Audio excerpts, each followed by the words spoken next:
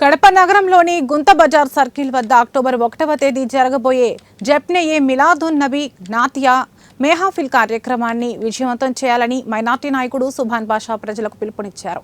నాతియా మెహఫిల్ కార్యక్రమానికి సంబంధించిన poster minority నాయకుడు సుభాన్ బాషా ఆవిష్కరించి ప్రచార రథాన్ని జెండా ఊపి ప్రారంభించారు. ఈ సందర్భంగా ఆయన మాట్లాడుతూ మిలాదున్ నబీ సందర్భంగా దాదాపు 25 సంవత్సరాల నుంచి ఈ నాతియా మెహఫిల్ కార్యక్రమాన్ని వస్తున్నామన్నారు. దేశ రాష్ట్ర ప్రజలందరూ కుల మతాలకు అతీతంగా సుఖ సంతోషాలతో ఉండాలనే ఉద్దేశంతో మహమ్మద్ ప్రవక్త సందేశాన్ని అక్టోబర్ 1వ తేదీ నాతియా మెహఫిల్ను ఏర్పాటు చేయడం జరిగిందన్నారు.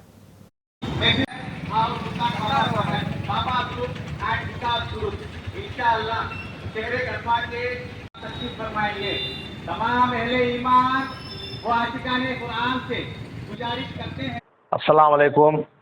అందరికీ నమస్కారాలు. గడిచిన కొద్దిగా 25 సంవత్సరాల నుంచి కడప పట్టణంలో బొడ్డులో ఉన్నటువంటి సున్నీ ఫకీరా మస్జిద్ ఎన్టీఆర్ సర్కిల్ వద్ద గుంత బజార్ దగ్గర దాదాపు 25 సంవత్సరాల నుంచి నేను ఇక్కడ మీలాదున్ నబీ జల్సా నడుపుతున్నాను.